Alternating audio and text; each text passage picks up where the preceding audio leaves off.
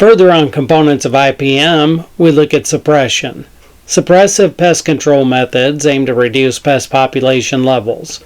These methods usually do not eliminate all pests, but reduce their populations to a tolerable level or to a point below the EIL. Suppression sometimes lowers pest populations so that natural enemies can maintain control. Suppression is the goal of most pesticide applications. Other techniques such as cultivation, mowing weeds, and releasing biological control agents are also used to suppress pest populations. What we're saying on this slide is, our whole goal is to get the pest populations at a tolerable level or to a point below the EIL, that economic injury level. Suppression is a common goal in pest control to keep us below that level. So you're going to hear the word suppression a lot as you go through core training. But again, that's to keep the pest either at a tolerable level or to a point below the EIL. Looking further at components of IPM, we need to look at eradication. Eradication efforts are effective in buildings or other small, confined spaces where, once the pest is eliminated, it can be excluded. For example, eliminating cockroaches, rats, and mice from commercial food establishments requires eradication. Over larger areas, however, eradication is very expensive and often has limited success. Regulatory eradication programs are usually directed at exotic or introduced pests posing an area-wide public health or economic threat. Looking at our example here, eliminating cockroaches, rats, and mice from commercial food establishments is expected. You need to eradicate these types of things because you're dealing with a food-sensitive area. When I was growing up, my uncle had 50,000 acres of cattle and we would work on the farms, and the reality was we had a lot of fire ant problems, but there was no way we could eradicate them all. We would just try to suppress them where they were a major problem, and that was something we always had to look at. How much money was it going to cost? What was the economic injury level? And what would be the best way to control them, whether it was suppression or eradication? Again, with components of IPM, we need to implement the Integrated Pest Management Program. Once you have selected appropriate methods and have set predetermined thresholds, you can initiate the IPM program. IPM programs are specific to each situation and can be adjusted as you learn more about the pest and the site. Observe all local, state, and federal regulations regarding the methods chosen. So it's very important to know when we get to this step where we're going to implement the Integrated Pest Management Program, you've already decided the appropriate methods and you have your predetermined thresholds. So you already know what threshold of pests somebody can stand in that area. As you initiate the IPM program, just make sure that they're specific to each situation and that you can adjust that program as you learn more about the pest and the site. So keep in mind, we're not just going to put in an IPM program. We're going to observe, we're going to look at our results, and we're going to change them up as we need to. And of course, always observe all local, state, and federal regulations regarding the methods chosen. This is pretty simple, but just keep in mind, when you work in different areas, there can be different laws. Federal regulations are always going to be there, but local and state can have different laws, so just make sure you keep your eyes out on those. Next, in components of IPM, we're going to record and evaluate results. It is extremely important to record and evaluate the results of each pest management effort. Some control methods, especially non-chemical ones, are slow to yield measurable results. Other methods may be ineffective or even damage the target crop, animal, treated surface, or natural enemy. Objectively evaluate how well your strategies work so that you will be better prepared if you must control a specific pest again. This is one of my personal favorite steps of IPM because I really like to record and evaluate what I do. Basically, I want to know if it's working. When I look at this, like when I play sports, or those of you that watch sports on TV, you can come in with a game plan, you can draw it up, but the reality is if it's not working, how effective is it? You're going to have to change, you're going to have to pivot. It's no different when you're working with IPM. You got to put some methods in place, you got to employ the techniques you think are going to work, then you got to record and evaluate results, and then you got to shift that game plan if it's not working to a different strategy that's going to work better. Let's talk about the effectiveness of pest management programs. As noted earlier, pesticides represent only one tool in the IPM toolbox. When combined with other control methods, they can help create an effective treatment plan to reduce pest populations. However, pesticides might not control the pest as expected. A good pest manager needs to find out why. So again, assuming you put some pest management methods in place and you realize as you've measured the results they're not working, you need to figure out why. So you almost have to be a good detective. You have to look at the site, look and see what your results are, and then look for clues as to why it didn't work. Because now you're going to have to figure out how to shift strategies to another one that's going to work in the future. That leads us to a good question that we all need to ask ourselves from time to time in the industry. Why pesticide applications fail? Pest identification, sometimes a pesticide application fails because the pest was not identified correctly. Being able to accurately identify pests requires patience and practice. For example, knowing the difference between a caterpillar and a sawfly will result in success, control, or failure when using Bacillus thuringiensis. BT is effective on caterpillars but not on sawflies. Even non-chemical tactics may fail if the pest and susceptible life stages are not accurately identified. When we look at misidentification of the pest, look at the image on the screen. This, in a lot of ways, looks like an ant mound coming up through a floor.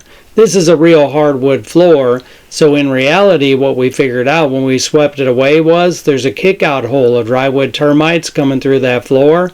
So this was actually drywood termites. But it would have been really easy to look at this and go, you know what that is? That's ants bringing soil up from the ground up through the floor, and they have a little mound under there. So keep in mind that misidentification is really easy if you're not well skilled and don't use the tools you have to identify things like this. Or in this case, is this an ant or a termite? Well, if we really look at it, you can see it's got a pinched waist and it's got elbowed antenna, so this is actually an ant.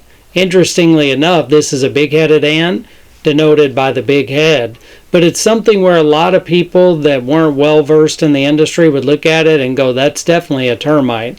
Look at those big mandibles coming out of the head. It has to be a termite, right? In reality, it is an ant. Let's play one more round of our ant or termite game. Look at the image on the screen. Do you think it's an ant or a termite? Believe it or not, in this case, it's a termite. As you can see, it's got a full waist. There's no pinch in the waist, so it's like one segment. Also, you can see on the antenna that it's straight. Now, around this termite, because it had kicked its wings off, it was a swarmer, you would have noticed also there were wings in the area, which really aren't showing up in this photo. But my point is, a lot of people that don't know the difference could have easily thought this was an ant. I use these simple illustrations and the differences between ants and termites because these are commonly misidentified in our industry. So keep in mind, you need to know these subtle differences between things like ants and termites, because if you misidentify the pest, you're never going to solve the problem.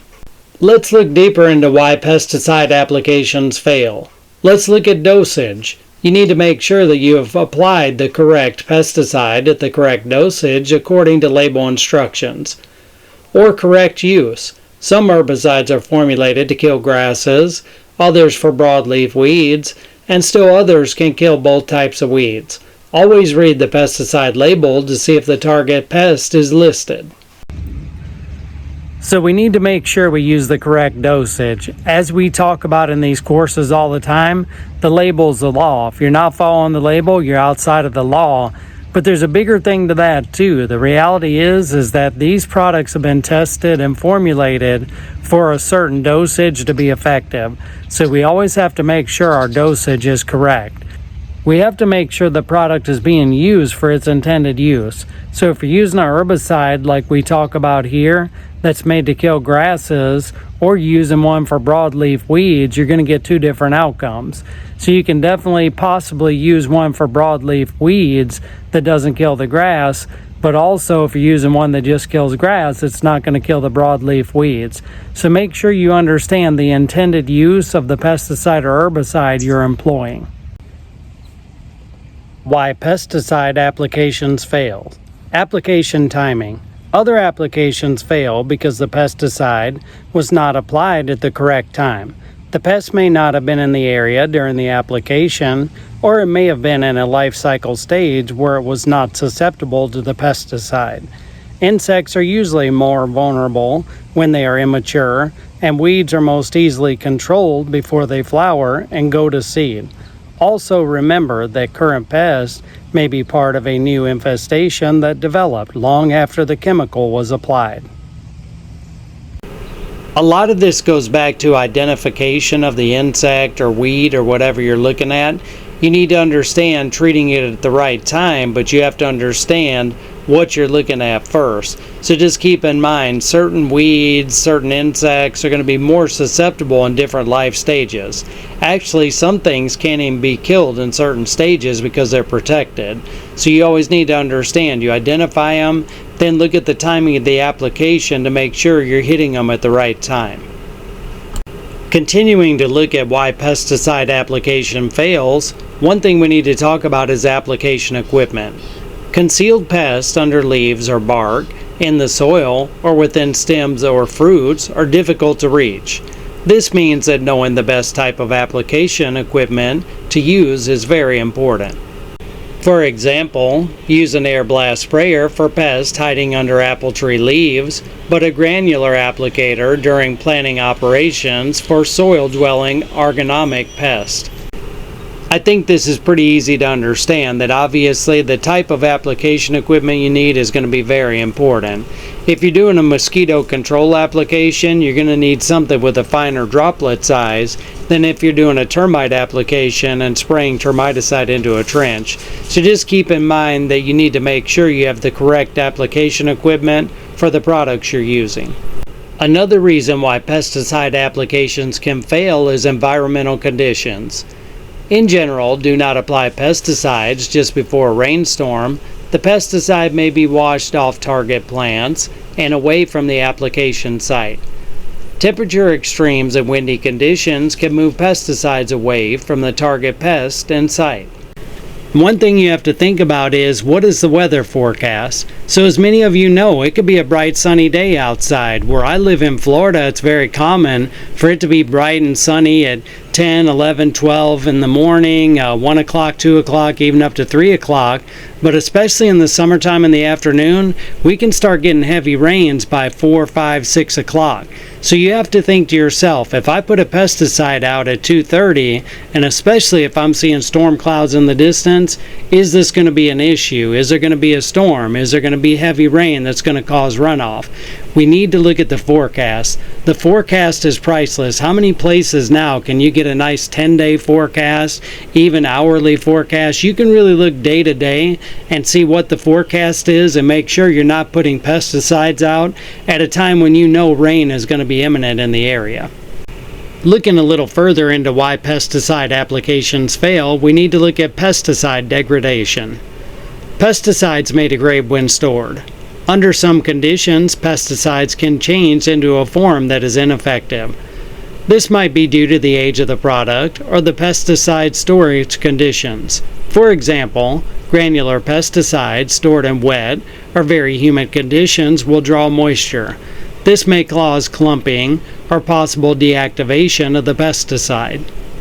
A lot of these things probably seem like a no-brainer to those of you that have been working with pesticides for a while. You have to think to yourself, if you put pesticides in an area where they're going to get wet or that's high in humidity, the products are going to absorb that moisture if they're a certain type, like granular baits, things like that, and they're going to become ineffective. The same way if you put a bag of granules out in an area, say in the back of your truck, and it gets rained on, of course eventually that rain is going to affect the granules. So we need to think about the wet or very humid conditions and the moisture, and understand once we let the pesticides be tainted by this, they're going to be ineffective, and we're really going to be wasting time and money by even trying to use them. More on why pesticide applications fail. Another thing to look at is pesticide resistance. Pesticide resistance is the ability of a pest to tolerate a pesticide that once controlled it. Resistance develops when intensive pesticide use kills the susceptible individuals in a population, but leaves the resistant ones to reproduce. Initially, higher labeled rates and more frequent applications are needed to control resistant pests. Eventually, the pesticide will have little to no effect on the pest populations as the resistant population grows. This is a real problem in our industry because a lot of companies just think, I buy a pesticide, this pesticide really works for me, it's really effective on the insects I'm trying to kill, so they use the same products over and over and over again. What we're talking about here with resistance is the fact that you might go out and you might kill 95-98% of a pest population. The issue is, let's say 5% of that population is immune to the product. That percentage of the population continues to reproduce, and they breed what I call like hybrid insects, and what happens is that they end up being ones that pass on those genes to the next generations, so that in essence eventually the product's not working at all because of pesticide resistance. This is why you'll see pest and lawn care companies rotate their products. So if you're working for a pest control company, maybe every quarter you switch up your products, because you know we don't need to use those same products over and over and over again. So if we switch them up quarterly, switch up the active ingredients, the modes of action, we know the chances of resistance are a whole lot less. And the same idea with weed control in lawns. Again, anyone with experience is going to rotate those products, and especially when it comes to different times of the year, you're going to need different active ingredient and different modes of action anyways. But again, when you're doing that, you're also working against this issue of resistance that we don't want to have happen. Again, looking further into pesticide resistance, when looking at why pesticide applications fail, it's important to know that resistance may develop to a single insecticide, fungicide, herbicide, or rodenticide. More often, however, pest populations become resistant to chemically related pesticides in a class of compounds. It is also possible for a pest to develop resistance to pesticides in two or more classes of compounds with different modes of action. One thing this slide is introducing to you is the fact that resistance may develop to a single insecticide, fungicide, herbicide, or rodenticide. So you just need to rotate those products. It's not that you don't target those pests or those weeds or whatever again. You may just need to mix up the product or rotate the product. You also have to understand that it can be common for a pest to develop resistance to pesticides in two or more classes of compounds with different modes of action. So just because you rotate a product once and then you start using another one doesn't mean they can't build resistance to that product or that mode of action. So keep in mind, this product rotation has to go over and over again. Look at our pest control customers. If they've been with us 5, 10, 15, 20 years, how many different types of products have we had to use on their homes to get the same results we're looking for? Those are the things you need to think about. Further, in the pesticide resistance part of why pesticide applications fail, we need to know the fact that continual use of pesticides from the same chemical class, such as all growth regulator herbicides or all pyrethroids insecticides, increases the likelihood that resistance will develop in a pest population. Frequent applications and greater persistence of the chemical further increase the chances of pesticide resistance. Finally, resistance can spread through a pest population much more rapidly in pests that have many generations per year and many offspring per generation, such as many insects, mites, fungi, and rodents. I feel like we're going over the same theme here, but just to break this down, again, you're using continual pesticides from the same chemical class, such as all growth regulator herbicides or all pyrethroid insecticides.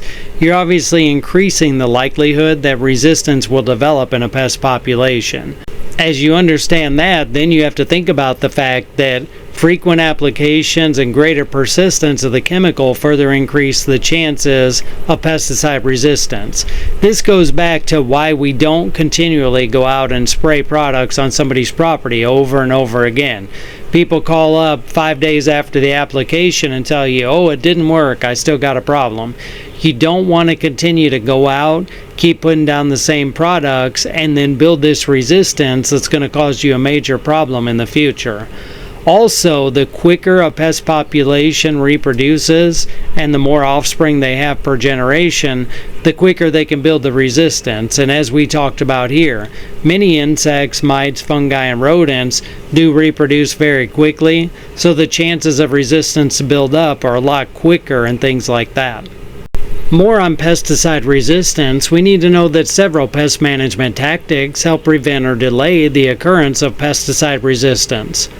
One approach is the use of new or altered pesticides. Using new compounds with different modes of action will lessen the likelihood of resistance developing in a population. Most pesticides have a code number at the top of the label indicating the mode of action, e.g. Group 4A insecticides, neonicotinoids, or Group 2 herbicides, ALS inhibitors. Let's think about what we're saying here. We're talking about new technology. We're talking about new or altered pesticides. So the idea is these new compounds, they're going to have different modes of actions. They're going to have different active ingredients. That's something that the pests have never been subjected to. So this is really easy when you think about resistance. The fact if you're using these new types of pesticides, they really shouldn't have the same resistance to them. I'm not telling you it couldn't happen, but the idea is you look at the new technology in pesticides, you look at their modes of action, and you decide what's going to work for you to mix some of these up into your product rotation, specifically to get around this pesticide resistance issue. More on pesticide resistance. Unfortunately, new replacement products are often quite complex, difficult to synthesize, and very costly to develop.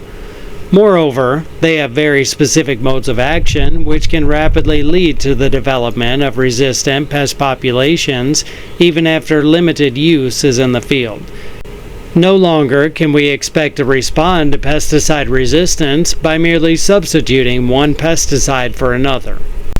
So I feel like we're speaking out of both sides of our mouth here. We're telling you to rotate your products, make sure that you do things to stop this resistance from building up, but also you have to understand that just rotating products or switching from one product to another isn't necessarily going to stop pesticide resistance. So obviously continue to rotate your products, but keep an eye on this pesticide resistance issue. That's why we talk so much about integrated pest management. You need to measure your results and you need to find out if something's not working, why it's not working, and obviously rotating your products could be one of the things you can do, but also looking at things like the habitat and what changes can we make to slow the pests down, because sticking with the concept that more is better, just spray more products, is not really helping you solve your problems. It may work sometimes, but eventually it's going to catch up to you.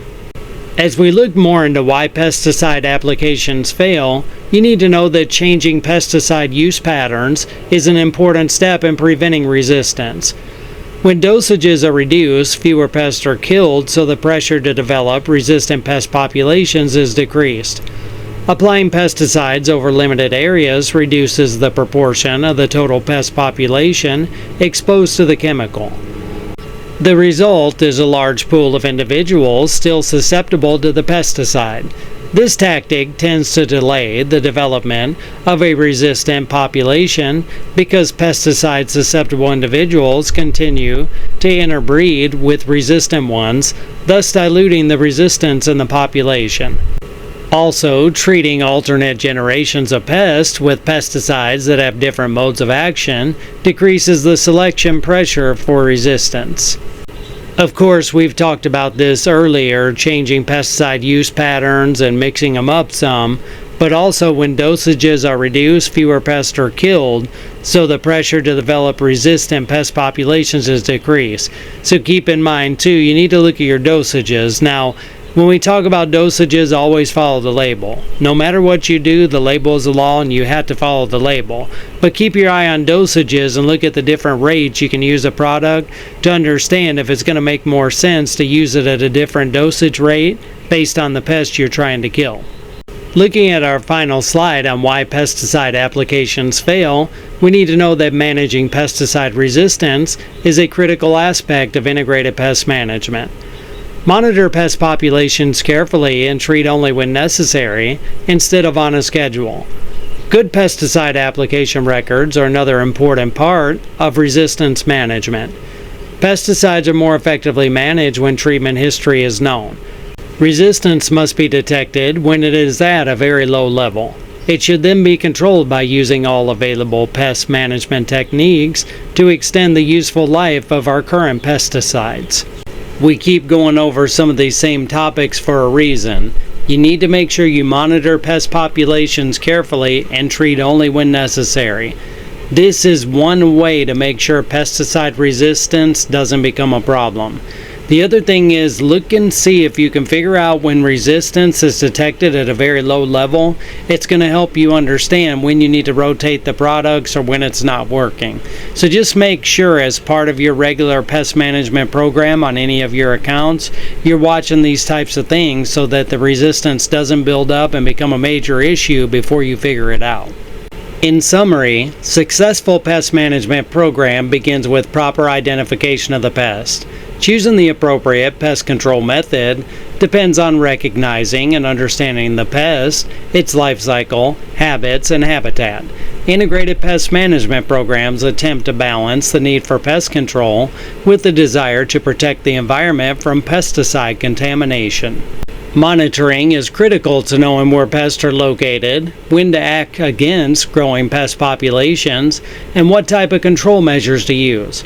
Evaluation and recording results help to determine how well the IPM program is working and whether there are any harmful human or environmental effects. Minimizing pesticide resistance is critical for sustaining the effectiveness of pest management programs. Using a variety of tools and techniques will help prevent or delay the occurrence of pesticide resistance. If the pest has not been properly identified, even non-chemical control tactics will fail. It is your responsibility to consider the effects of pest control actions on the entire treatment site, whether an outdoor area or inside a structure. Use good judgment, especially when pesticides are part of the control strategy, to avoid harmful effects to other living organisms and the environment. Congratulations, you have completed Chapter 1 of the Core Manual Study Guide. Please proceed to the exam questions.